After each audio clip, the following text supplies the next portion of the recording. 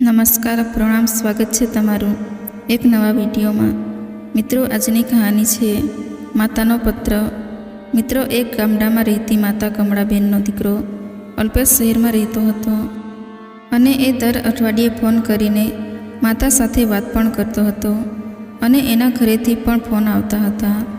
આવી રીતે એની વાતચીત નિયમિતપણે થતી રહેતી, પરંતુ એક દિવસ અચાનક એના ઘર પાસે ટપાલી આવીને ઊભો રહ્યો અને કહેવા લાગ્યો કે સાહેબ, તમારા માટે પત્ર આવ્યો છે। ટપાલીની આવી વાત સાંભળી એટલે અલ્પેશ ચોંકી ગયો, કેમ કે આ વાત એના માટે નવીન હતી, કારણ કે આ જમાનામાં પત્ર તો કોઈ લખતું નથી। હવે અલ્પેશે ટપાલી પાસેથી પત્ર લીધો અને ખોલીને જોયું તો ગામડેથી એની માતાનો પત્ર આવ્યો હતો। આવું જોઈને અલ્પેશને પહેલાં તો ખૂબ નવાઈ લાગી, પરંતુ ફરી એ વિચારવા લાગ્યો કે મારી માતાએ પત્ર લખ્યો છે એટલે જરૂર કંઈક નવીન હશે। એટલે ખૂબ ઉત્સાહમાં આવીને અલ્પેશ માતાનો પત્ર વાંચવા લાગ્યો।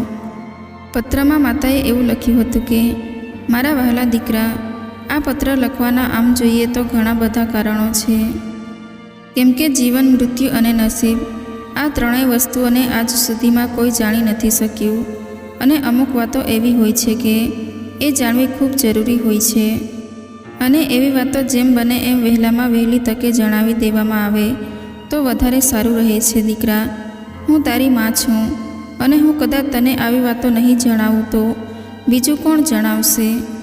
દીકરા, આ પત્રમાં લખેલી બધી જ વાતો હું મારા ખુદના જીવનના અનુભવથી લખી રહી છું, અને કદાચ હું તને નહીં જણાવું તો પણ આગળ જતાં તને આ બધી જ વાતો શીખવા તો મળવાની જ છે, પરંતુ એવું બની શકે છે કે તું જ્યારે આ વાતો શીખી લઈશ ત્યારે તને કદાચ વધારે તકલીફ પણ પડી શકે છે, અને કદાચ ત્યારે તારી પાસે સમય પણ નહીં હોય। દીકરા, મારો આ પત્ર લખવાનો ઉદ્દેશ્ય માત્ર એટલો જ છે કે તું તારું જીવન ખૂબ શાંતિથી જીવી શકે અને તારું જીવન હંમેશા ખુશીઓથી મહેકતું રહે, એટલા માટે તું આટલા કામો જરૂર કરજે।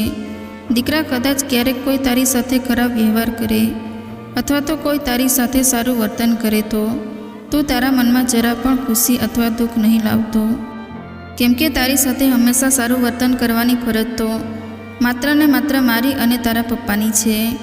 અમે બંને જીવનભર તારી સાથે ક્યારેય ખરાબ વર્તન ન કરી શકીએ, પરંતુ તારે એ વાત પણ સમજવી પડશે અને જીવનભર યાદ રાખવું પડશે કે દુનિયાનો ગમે એ વ્યક્તિ ગમે ત્યારે તને દુઃખ આપી શકે છે, અને એવા અચાનક આવવાવાળા દુઃખોને સહન કરવા માટે તારે માનસિક રીતે હંમેશા તૈયાર રહેવું પડશે, અને કદાચ ક્યારેક કોઈ તારી સાથે ખૂબ સારું વર્તન કરે તો ચોક્કસપણે તું એનો આભાર વ્યક્ત કરજે, પરંતુ હંમેશા સાવચેત રહેવાનું ભૂલતો નહીં, કેમ કે આ દુનિયામાં મારા અને તારા પિતાજી સિવાય કોઈ પણ વ્યક્તિના સારા વ્યવહારની પાછળ કોઈને કોઈ હેતુ અથવા તો કોઈને કોઈ સ્વાર્થ છુપાયેલો હોઈ શકે છે।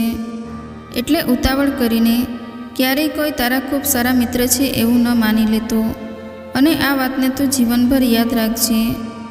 દીકરા, દુનિયામાં કોઈ પણ એવી વસ્તુ નથી હોતી કે જેના વગર આપણે આપણું જીવન ન જીવી શકીએ, અને આ વાત પણ હંમેશા યાદ રાખજે, કેમ કે આવી વાતો તને તારા જીવનમાં ખૂબ કામ લાગશે।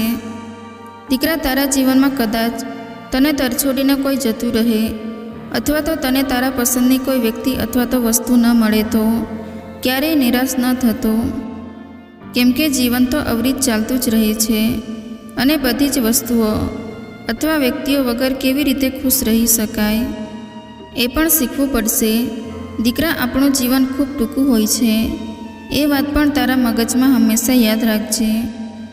કદાચ તું આજનો દિવસ વ્યર્થમાં બગાડી નાખીશ તો કાલે તને તારી જિંદગી પૂરી થતી હોય એવું પણ લાગી શકે છે, એટલે જિંદગીના દરેક દિવસ તેમજ દરેક દિવસની દરેક પળોને સદ ઉપયોગ કરવાની કોશિશ કરજે, અને તું તારા જીવનમાં પ્રેમને સમજવામાં ભૂલ ન કરતો।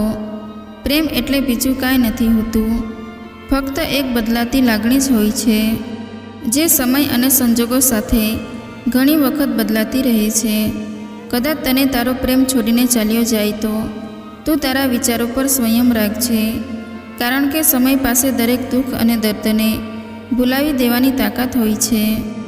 કોઈની સુંદરતા જોઈને એના પ્રેમમાં જરૂરિયાત કરતાં વધારે પડતું ડૂબી ન જવું, અને કોઈનું દુઃખ જોઈને પણ વધારે પડતું પરેશાન ન થવું. દીકરા, ઘણા લોકો અભ્યાસમાં ખૂબ નબળા હોય છતાં પણ એ લોકો એના જીવનમાં ખૂબ સફળ બન્યા હોય એવા દાખલા ઘણા છે.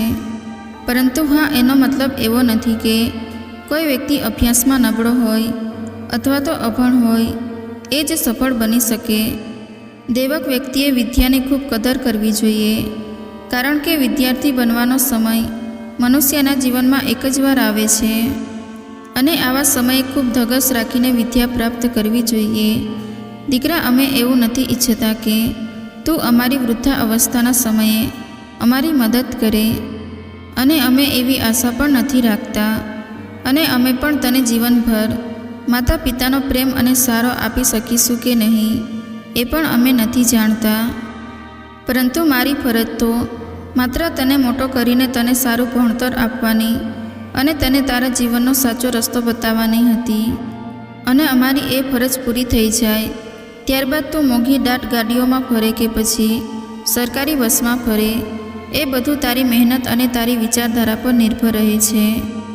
દીકરા, તે તારા જીવનમાં કોઈને વચન આપ્યું હોય તો એ વચન પૂરું કરવાની હંમેશા કોશિશ કરજે, પરંતુ બીજા લોકો એનું વચન પાળે એવી આશા ક્યારેય ન રાખતો. અને તું હંમેશા બીજા લોકોનું સારું કરજે, પરંતુ બીજા લોકો તારી સાથે હંમેશા સારું જ કરશે એવી આશા ક્યારેય ન રાખતો. અને આ વાત તને જેટલી જલ્દી સમજાઈ જશે એટલા જ જલ્દી તારા જીવનના મોટા ભાગના દુઃખો દૂર થઈ જશે. અને દીકરા, એક વાત હંમેશા યાદ રાખજે કે જીવનમાં નસીબથી અમીર નથી થવાતું. અમીર થવા માટે ખૂબ મહેનત પણ કરવી પડે છે. એટલે મહેનત કરવાથી ક્યારેય પણ પાછું પગલું નહીં ભરતો, અને નસીબ કરતાં વધારે મહેનતમાં વિશ્વાસ રાખવાનું ભૂલતો નહીં. જીવન અને મૃત્યુ એટલે કે કાળ અને કાળોનો કોઈ ભરોસો નથી હોતો. આપણું જીવન ખૂબ જ ટૂંકું હોય છે, એટલે જેટલો વધારે સમય આપણે સાથે રહીને વિતાવી શકીએ એટલો વિતાવી લેવો જોઈએ.